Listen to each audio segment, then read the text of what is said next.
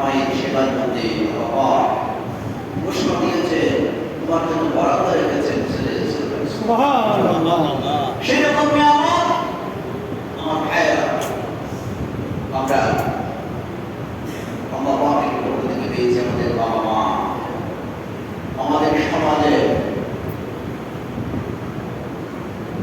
অনেক জায়গায় বর্তমানে সীতাকুণ্ডের মতো আছে বৃদ্ধাশ্রম, এখানে বয়সে যারা যাদের কেউ দেখাশোনা করে না, তার বলতে সন্তান ছেলে মেয়ে নাই, এরকম আছে।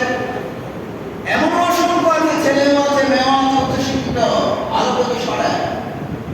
সেই রকম পরিবারে বাবা মাও ওই বৃদ্ধাশ্রমের মধ্যে অসংখ্য আছে।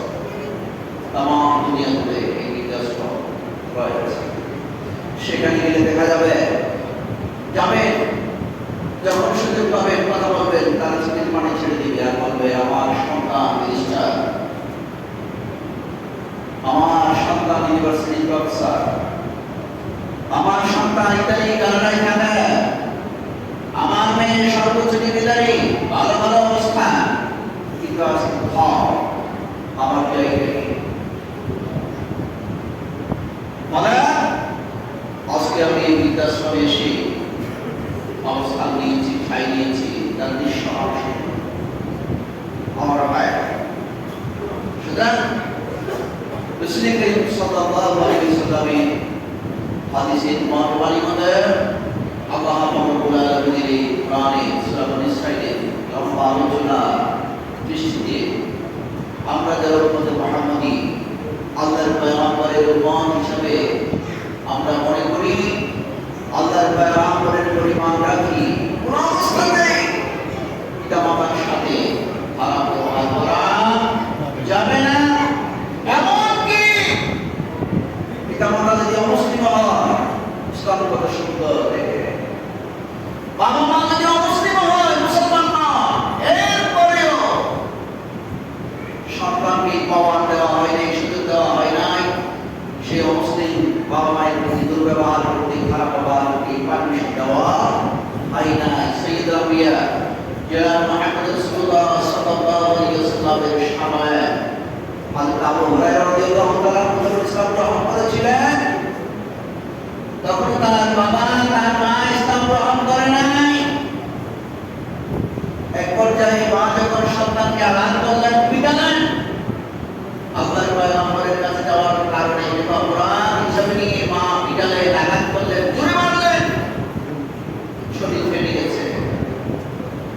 আল্লাহর পয়গম্বরের কাছে গিয়ে আবদার করলেন, আবেদন জানালেন, ইয়া রাসূলুল্লাহ ইয়া হাবিবাল্লাহ, আমি এসেছি, মা খুব বেশি বেড়েছে,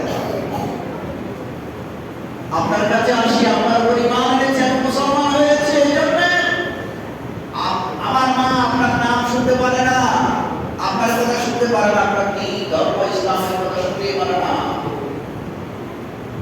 এটা অপরাধ হিসাবে নিয়ে আমার খুব প্রচন্ড বেড়েছে শরীর। আল্লাহ আমাকে বলে, আবু হুরায়রা, তোমার মায়ের জন্য আমার কাছে কি নালিশ নিয়ে আসলে, তোমার মুসলিম হলেও মায়ের বিরুদ্ধে কোনো নালিশ আদালতে গ্রহণযোগ্য না, চলবে না। হযরত আবু হুরায়রা রাদিয়াল্লাহু তাআলা বলেন, ইয়া রাসূলুল্লাহ ইয়া হাবিবাল্লাহ, মায়ের জন্য কোনো নালিশ নিয়ে আসি নাই।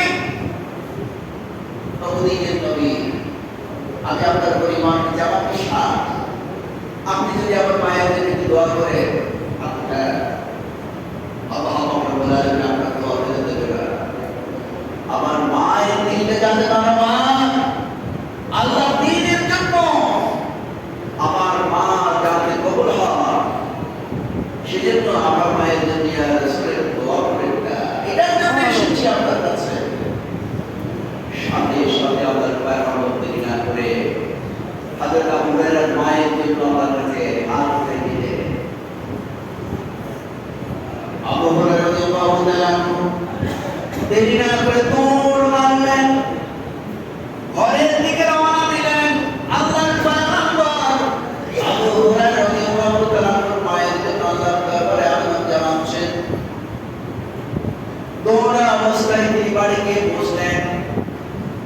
বাড়ি যাওয়ার পরে দেখতে পেলেন দরজা বন্ধ। বাইরে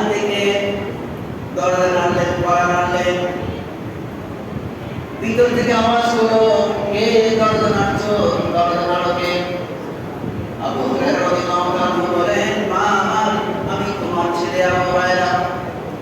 মা শব্দ, সন্তানের শব্দ শোনার সাথে সাথে জবাব দিলেন, বাবারে একটু অপেক্ষা করো, আমি একটু গোসল করছি, আমি গোসলখানার মতো রয়েছে। তার সাথে আসলেন, দরজা খুললেন। মা সন্তানকে বলে, বাবা তোমাকে পিতা না শাস্তি দিলাম, একবারের জন্য তুমি আমার সাথে খারাপ ব্যবহার করলে না। আমার মনে হয়েছে যে নবীর কাছে গিয়ে তুমি সময় দাও, যে নবীর দরবারে তুমি যাও, যে নবীর পরিবার এনেছো, নিঃসন্দেহে খুব ভালো ব্যক্তি হবেন, ভালো মানুষ হবেন, এই সমাজের সবচেয়ে ভালো ব্যক্তি হবেন। তাহলে তুমি কেন আমার সাথে একবারের জন্য খারাপ ব্যবহার করলে না? হযরত আবু হুরায়রা রাদিয়াল্লাহু তাআলা বলেন, মা যখন আমাকে ভিতর থেকে শব্দ করলেন, কে দরজা নাড়ো কে, এই শব্দ শোনার সাথে সাথে আমি বুঝতে পেরেছি আল্লাহর পয়গম্বর সাইয়্যিদুল আম্বিয়া জনাবে মুহাম্মদ রাসূলুল্লাহ সাল্লাল্লাহু আলাইহি ওয়াসাল্লাম আমার পায়ের জন্য আল্লাহ পাকের দরবারে